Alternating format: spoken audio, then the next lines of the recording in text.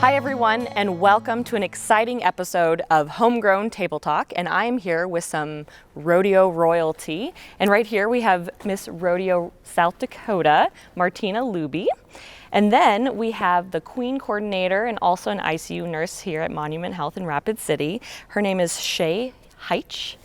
And then, last but not least, we have Miss Rodeo America, Jordan Tierney. Well, thank you so much for having me. Definitely. So let's start out first. Just tell us a little bit about who you are, what do you do with your title, and just kind of a day in the life of. Do you want to start, Martina? Sure, absolutely. I was crowned Miss Rodeo South Dakota in November of 2019, and then I officially took over the title January 11th, 2020. And so I travel all over South Dakota and sometimes out of the state to different rodeos, but it's not just limited to rodeos. I've gone to different banquets. I do a lot of school visits.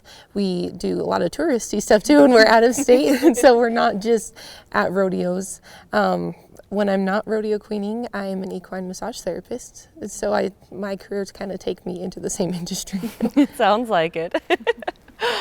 All right, how about you? Yes, so in December of 2019, I competed for the title of Miss Rodeo America. I took the title of Miss Rodeo South Dakota 2019 there. And then I started my year January 2020. And with the title of Miss Rodeo America, in a usual year, I will travel about 100,000 miles during my year. I will go to over 50 rodeos, over 100 performances, and many, civic duties, going to like Rotary meetings, going to school visits, going to hospital visits. And then come March 2020, it all came to a screeching halt. And we all kind of had to pivot, and we, made it through the year that was 2020. And Memorial Day, or before Memorial Day, my board made the decision to cancel our pageant that we would have held this past December and extend my year until the end of 2021. So I am going to be Miss Rodeo America through the end of 2021, and we will be having our pageant then this coming December. But when I'm not Miss Rodeo America, I am at home in Oral, South Dakota. I live on my parents' ranch there, and I just help, with day-to-day activities that include on the ranch. Currently, they winter down in Arizona. They are snowbirds. So with the cancellation of some winter rodeos this year, my dad saw it as a perfect opportunity for me to be his chore girl when I'm home. So when I'm not Miss Rodeo America, I'm Paul Tierney's chore girl. But usually with this title, it's so involved. It's so there's so much to it that it doesn't allow me to have a job in a usual year. I'm not as home as much. I'm at home for usually about 30 days out of the year. So it's kind of hard to be able to commit to something.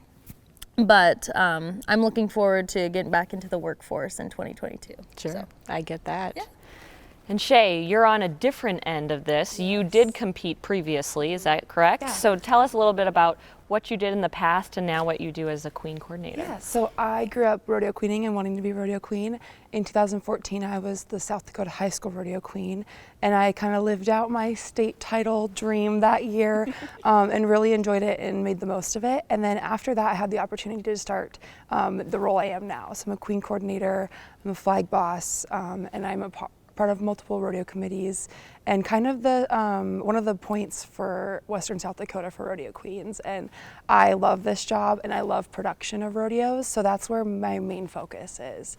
And I get to do this a couple times a year. And then when I'm not in the rodeo industry, I'm an ICU nurse. I take care of cardiac patients, and that's my true love. And keeping with like my agricultural background, eventually I want to be a CRNA, a nurse anesthetist, and travel to rural hospitals in South Dakota to take care of our farmers and ranchers where that's needed.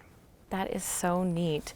I think let's kind of end this segment with talking about a few little things that stand out to you as the life of being a rodeo queen. Do you want to start?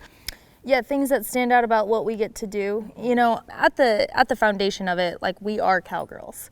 We are rodeo queens. There's a lot of sparkle, there's a lot of sashes. There's a lot to us when you see us. But my favorite part about being a rodeo queen is getting to do interviews, for the rodeo that you're working for, getting to go to school visits, getting to go to hospital visits, getting to do those activities in the community, during the day and then at night you get to go to the rodeo, which is like the fun part. You know, it's kind of the reward, but getting to meet people within the communities, and you know, we are a talking point when people see us. You know, it's just a conversation starter. So that leads you in to be able to share, you know, your background. And for a lot of us, it's ranching, it's Western, and to get to share that love that, you know, and like your guys' purpose here is bridging that gap. And so that's my favorite part as a rodeo queen, is all the jam-packed days during the day. Of course. How about you, Martina? I would have to agree with everything Jordan just said. We make so many connections every single day at different events, and we really have to educate people that we aren't just a pretty face that they wanted to put on a horse. We have a background and a passion for agriculture, for rodeo, and we have to teach people that. Like, we're very knowledgeable. Even when I'm not being a rodeo queen, every single day at work, people ask me, what else do I do? And so usually I sit there and I will tell them everything, and they think it's just the coolest thing on this planet. You know, and I also tell girls when they're competing for titles, you know, if you win, you only get that crown for a year, but the memories and the connections that you make are going to last a lifetime. So if you're not making those connections, you're not doing it right. Exactly. Now, we're talking to two people that have won the title. Now, I know there's a lot of contestants who are still working on getting to that point. Why don't you talk a little bit about their journey and the benefits they still receive from competing? Yes, as you know, a lot of times people think that if they didn't get the crown, whether it's from South Dakota to America or a local title to a state title, that they've lost. But in reality, I think that the biggest and best lessons we learn are from those when we're not the winner. And I think that through every experience you have, whether you have a crown on your head or not, it's just more opportunity for growth. And that's one of the biggest blessings that comes out of that. And then a lot of girls stress during their state year, the connections you make, the relationships you build. Lots of girls, their best friends of a lifetime come from across the country because that's who they meet during their year, and then when they compete at Miss Rodeo America. And I can say from my experience too, I'm not a rodeo queen, but the connections I've built with professionals in the industry, it has been amazing. And connecting the ranching world to the rodeo world to those who live in town, and you know, all the connections that you make are just speechless or priceless. Yeah. Perfect. Welcome back. I want to focus a little bit more on, let's take the crown off, the title off, the sash off, and dive a little bit deeper into who are you guys and what's your upbringing been like, and where do you feel like it plays into where you are today? So I'll take this one. So I come from a rodeo background. My dad and mom both rodeoed. My dad is Paul Tierney, and he is a former two-time world champion in the PRCA. He won the tie-down world champion in 1979 and the all-around in 1980. He is actually Nebraska born and raised, but when he was his freshman year of college, he came to the NAU here in Rapid City, and so he's been here ever since his freshman year of college. So South Dakota claims him, and you know, this is where I'm from, and it's my home state. But he is a born and raised Cornhusker. But you know, he didn't come from a rodeo background. He came from a ranching background. But my dad was a first generation rodeo cowboy, and he read the Toots Manfield Guide to Roping, and he has an incredible work ethic, and he worked his tail off to get to where he was. And he had a lot of incredible people within our industry that helped him get to where he was, or to where he is.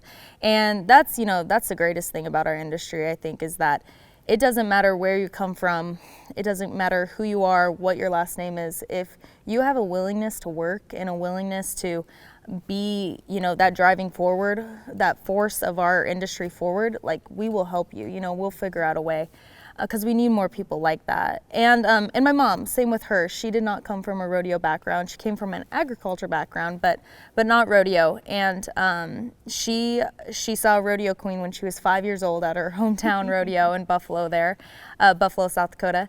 And she decided she wanted to be a rodeo queen. So she held various titles throughout her years, but she won Miss Rodeo South Dakota in 1985. And she went to Miss Rodeo America and she won personality category, she won horsemanship category, and she got second runner-up. Oh, wow. And then she came home and finished out her reign for the next 6 months. And then after that, she went to the Badlands Circuit Finals, and she won Rookie Cowgirl of the Year, and she won the Badlands Barrel Racing on a horse that she trained. A lot of people know me for my dad, you know, recognize my last name through him, but my mom is an incredible person. And when you talk about, you know, your background and why I am where I am today, it's those two. I mean, the values they instilled in me, the hard work ethic, you know, and my mom never pushed me and my sister to Rodeo Queen. I came into it a little later in life. But one of the reasons she never did is because she knew it had to be our decision.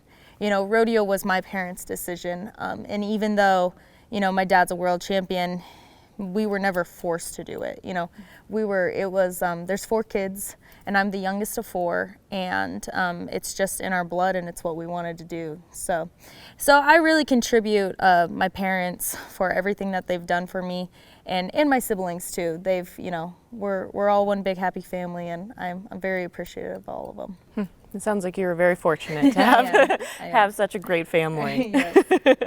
Martina, how about you? I also grew up with a rodeo family, not quite as extensive as the Tyrannies on a much smaller scale, but my dad rodeoed growing up. He was born here in South Dakota. He never took anything to the professional level. My mom did not come from a ranching background, agriculture background, horse background at all. Her dad actually had some race horses, and there was one crazy one that they had that about killed my grandpa. And so ever since then, my mom was like, I don't like horses at all. She's just really scared of them. And so when I was little, it was basically my dad's job. My mom put that on him to get us used to horses, make us ride them. And I used to be deathly afraid of them, to where I had no interest in riding them, but my dad forced me to. And now here I am. So I guess it's his fault I'm Missouri, South Dakota. But I also have an extensive background in rodeo queening. I'm the 4th person in my family to be a rodeo queen. Before Miss Rodeo South Dakota, I held the Miss Faith Stock Show title, and I had my grandma, and then I had 2 cousins who also held it, but I'm the first one of the 4 of us to have a state title. And so that's really special, just to carry on like a family tradition, kind of like Jordan is as well. And then when I haven't been rodeoing, we've lived on a ranch just outside of Sturgis by Bear Butte. We've raised red Angus cattle. And so when I was in high school, I started an FFA project where I could purchase my own cows with a loan that was basically forgivable. And so I ended up buying 3 bred cows, and I've been building my herd ever since then. And so hopefully after the Rodeo Queen is over, then I can have a bigger herd than what I have. But it's a start, and it's something I want to carry on with me.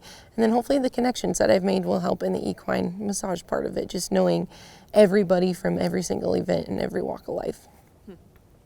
You're so much more than looking pretty. I try.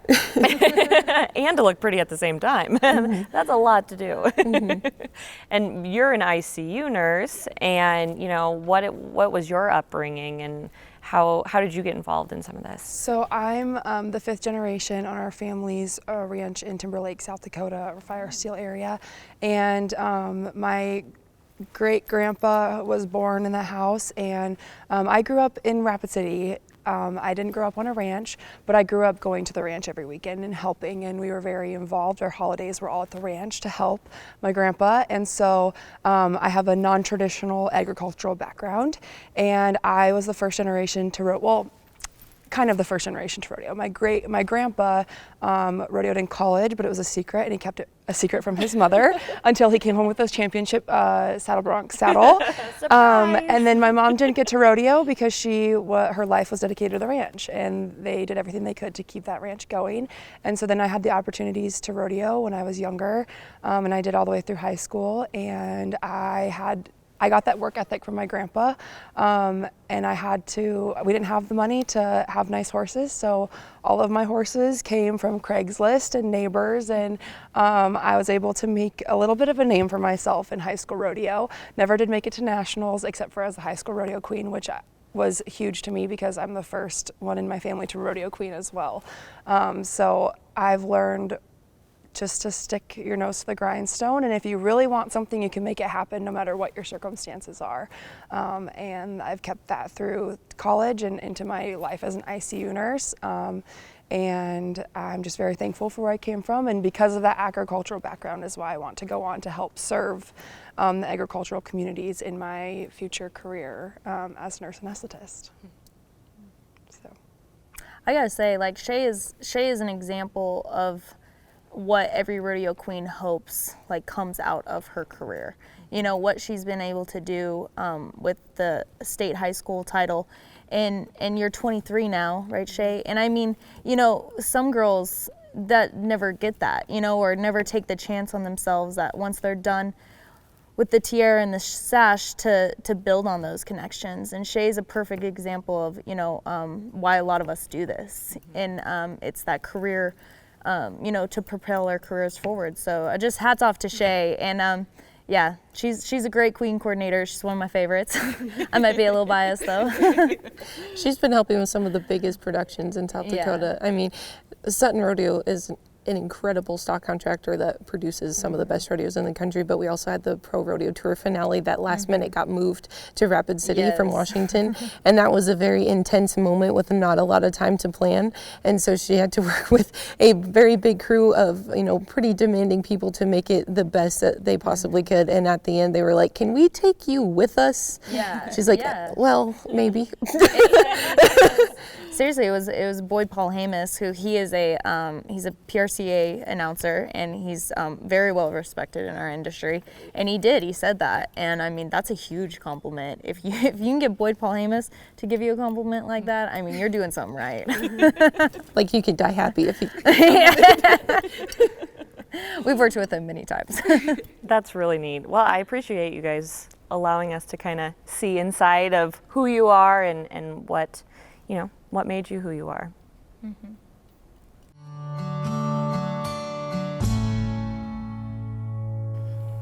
Not only do you represent the agricultural Western way of life, but as we've learned earlier in this, you truly are made up from how, you know, all that comes with rural living and rodeo and agriculture. So I'm sure you've met people along the way that maybe didn't understand and have not grown up or been exposed to that world. What's something that you maybe wish that they understood or you'd love to tell them? Yeah, you know, as ranchers and farmers, it's, I believe, 2% of the world's population feeds 98%. And a lot of people don't understand where their food comes from. And as a rancher, as a beef producer, it's important that people understand that the meat you buy at the grocery store comes from our pastures. I can tell you, you know, when I'm not Miss Rodeo America, I'm at home chopping ice out of stock tanks so that those animals can drink, you know, and it's not all glamour, and it's hard work, and we don't do it to be, misinformation to our consumers. We want our consumers to know that we care for these animals, that this is our livelihood. And so my biggest thing is that rodeo is such a great bridge for that rural to urban. It gives a little glimpse into it because really, a lot of these rodeo contestants, you know, the Sutton family rodeo stock contractors, they also ranch in addition to rodeo. And so it's all connected. I mean, all agriculture is. So that's what's so important to me, is that getting that message across to people that, you know, 2% feeds 98. And we just want a little recognition, you know, and just a little things. And as rodeo queens, we're in the public face a lot, and it gives us a platform and a voice to speak on that. And so that's my goal in 2021, is to be more active, to be more intentional with that message. That's wonderful. Shay, you grew up, you said, in Rapid City. You still live in Rapid City. Now, Rapid City is no New York City, but it is still a larger town, especially for South Dakota. And I'm sure you bump into people a lot that maybe don't always understand what you've seen and what you've been through. I grew up around Rapid City. I actually live in Hermosa, but my life has been in Rapid City. I've been in Rapid City every single day. And especially with my work, I went to the second biggest high school in the state. So the ranchers are few and far between there, and especially in a freshman class of 999 students. And then working in the hospital, people come from all walks of life to work in healthcare. And some people spend their days off hiking and being outdoors. Some people spend their days off shopping. I like to spend my days off helping on the ranch and doing what I can there. And so people don't understand what that lifestyle is like. There's been night shifts that I work that I go out to the ranch and I help fence instead of sleeping. And so there's a lot of connection there, and there's a lot of education that happens just in my day-to-day life, being in Rapid City, working at the hospital. The patients I take care of, the friends that I have don't come from ranching backgrounds either. And so it's just an opportunity that I try not to take for granted. And I do the best I can to help people understand that if it weren't for people like us in the agricultural community, you won't get meat on your table and you'll be eating tofu or whatever. And it's the hard work and the people who are willing to be out in the -2 degrees taking care of the cattle so that you can have Thanksgiving dinner and Christmas dinner with your family with an array of meat on your table. Right. And last but not least, what's a quick thought that you have on what we're just talking about? It's kind of a spin off of what they both just said. At the beginning of COVID, there were some things at the grocery store that skyrocketed in price, and meat was one of them. And so one of our fellow ranchers that we know really well created a Facebook group, but it was just local farmers that raised beef, pork, whatever the case may be, and would put it on there for sale. And we were helping each other out with sales so family could get meat at a good price and we're not spending $10 a pound at the grocery store for a steak. Having a label on there that tells people where our meat comes from, because people just don't know. When you're living on a ranch, on a farm, working around the clock, there is no time off. You can't just stop, not take care of animals. You can't just stop and not go hay, because it is a constant process all year long to take care of your animals, to keep everything going. And that's exactly how it ties into rodeos, because people ask all the time, where do the animals come from? Like the steers, the bucking horses, the bucking bulls. They get raised at home. They grow stuff at home to feed them. Like, they create a program to make the best bucking stock on the planet because of how they farm and ranch. And so that's how it comes into one full circle. Well, thank you all for being here today. Thank you for representing this way of life and being so well spoken and focused on educating everyone on the hard work that you and your family and friends have done. So thank you for watching, and watch us next time on Homegrown.